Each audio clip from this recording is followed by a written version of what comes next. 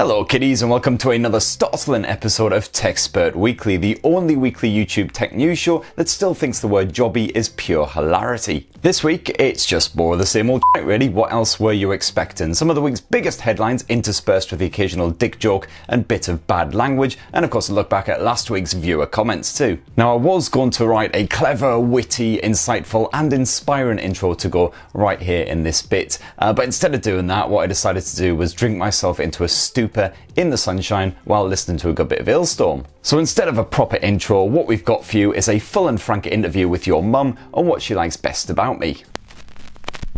TechSpurt Weekly.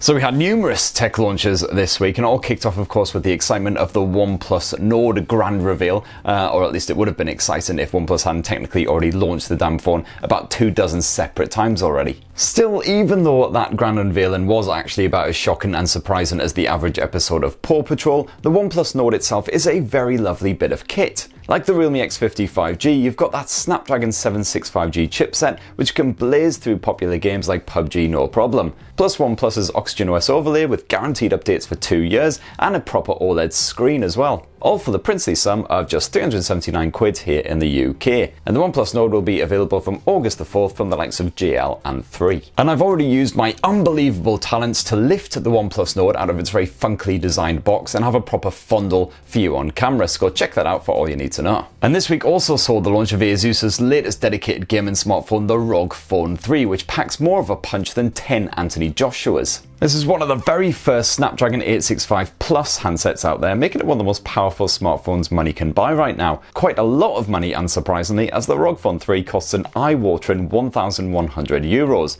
So if you're poor, you're a bit stuffed. Also not too surprising is the size and weight of this thing. The ROG Phone 3 is an absolute unit. Seriously, this thing could probably beat up your dad without even breaking a sweat. Still, that super slick 144Hz display looks rather stunning, and like last year's model, the ROG Phone 3 packs a beastly 6000 mAh battery and impressive peripheral support, giving you a serious leg up when you indulge in some online fragfests. And apparently the thing can even levitate as well, which is a pretty nifty party trick. So admittedly, the ROG 3 doesn't appear to be much of an evolution over last year's ROG 2, but it should definitely appease anyone who likes blasting fresh orifices in their mates online. Now unfortunately, when I contacted Asus to ask about review samples, they said there's no plans to release it in the UK, at least not right now, so don't hold your breath for a review. One new gaming phone that hopefully will land in Blighty though is Lenovo's fresh new Legion Phone Duel, which cheekily launched just a few hours before the ROG Phone 3 and therefore was technically the first phone to come packing that Snapdragon 865 Plus chipset. That 6.6-inch Full HD Plus AMOLED screen is completely notchless thanks to the funky side-mounted selfie cam, which can pop up if you want to stream your smug mug on Twitch as you perforate people on whatever game you prefer. You've also got dual 2500 mAh batteries to help provide an extra bit of balance and prevent overheating, and also Motorola has really boosted the creds on its turbo power fast charging to 90 watts here, giving you a full charge in just half an hour. There's no final word on UK pricing or the release date just yet, but I'd imagine it'll probably cost a fair bit of cash, hopefully bring you some hands-on action soon. And last up in a very hectic week, last night saw Microsoft take to a virtual stage online in order to get our geek juices flowing with its Xbox Series X game showcase. Now unfortunately I've had to shoot this week's TechSpurt Weekly a mite early just because my schedule is more horrific than a 2-hour marathon of carpool karaoke. So the game showcase hasn't actually happened at the time that I'm speaking these words, but here's a kind of a rough stab in the dark at what was probably launched. So the show stealer was undoubtedly Halo Infinite, which once again stars that Master Chief fella, this time as he retires to Earth amid the coronavirus pandemic. Thankfully, his insistence of always wearing a mask when he's out and about means that he stays nice and safe through such testing levels as picking up fags and booze from the corner shop and stumbling to the bookies to have a cheeky punt on the villa. And they also showed off a trailer for a new Call of Duty game, which got some 13-year-olds excited because there's a bit where you shoot someone through the throat in slow motion, and no doubt a reboot of a couple of old games that people can't even remember anymore. And I think that's all the tech news from the week, but before I forget, time for a Pixel 4a update. It's the Pixel 4a update. And the update this week is nope. It's the Pixel 4a update. And now it's time for the part of the show that will make you feel more queasy than a sewage sandwich. It's viewer comments. Woo woo! Viewer comments.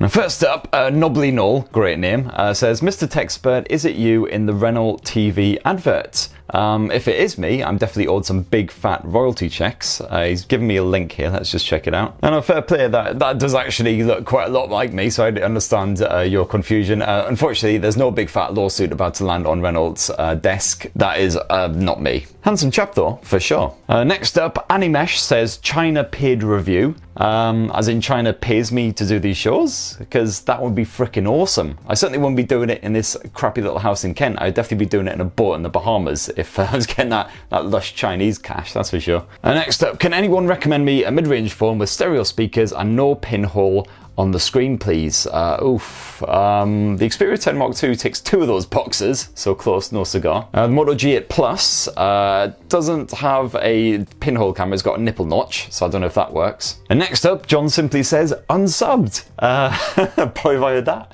a lot recently. Though to be fair, if it took you to episode 24 to realise that this trail has vastly careered off the rails, then I actually count that as a victory. Next up, Benny says, I'm sick of waiting for the Pixel 4a. Yeah, you and me both, brother. At this point, I am actually taking bets on what will come first, the Pixel 4a or nuclear winter. And yeah, my money's probably on Armageddon at this point. Next up, our great mate Alan Metalman says, I saw Robert Palmer with the then awesome Elkie Brooks in the superb band Vinegar Joe in the mid-70s. Cool. I've got to admit, that's a new one on me. Never heard of that. But I did, after last week's show, I did go and enjoy a nice bit of Robert Palmer action in the garden with a couple of beers, as well as, of course, good old Ailstorm. Good combination, those two. Tell you what, Robert Palmer versus Ailstorm mashup mix, now that has to happen. But yeah, drank some beers in the sun, dedicated them to the big man himself, who apparently passed away like almost 2 decades ago. And then I drank a couple of whiskies as well, just to be sure. Mike says, I'd like to see you slip in a few your mum jokes, and for even higher acclaim, force in a your dad joke. Well, I think I've been guilty on both counts in this episode alone. Definitely, certainly in the past, I managed to force a few in, so to speak. But remember, kiddies, never force it in. That's how accidents happen. Next up, Brian says, question, what is better, a 2015 flagship phone or a 2020 budget phone? Yeah, good question. And Christ, now I need to actually remember what flagship phones actually came out in 2015, because that seems like a lifetime ago now. Although, to be fair, so does February. February seems like a lifetime ago. Remember February? When you could like walk down the street and not freak out because somebody else was coming the other way. So I've done a quick cheat and Googled it, because basically my mind is mush these days. I can't remember jack shit. I can't remember what happened last week, let alone 5 years ago. It's the HTC One M9. Not as good as the M8, sadly. HTC definitely in full-on coasting mode right there. The Sony Xperia Z5 family though, Jesus, yeah, classics. That Z5 Premium, that was an absolute beast. First 4K phone, even though there was absolutely bugger all 4K content available on mobile, or pretty much any platform at that point. And the leather LG G4, damn. Yeah, you definitely don't see those anymore, that's for sure. To be fair, the likes of the Xperia Z5, the Z5 Premium would probably still be absolutely fine these days. They were absolute beasts back then. The only problem is, of course, that they probably only got updated as far as like Android 7, Android 8.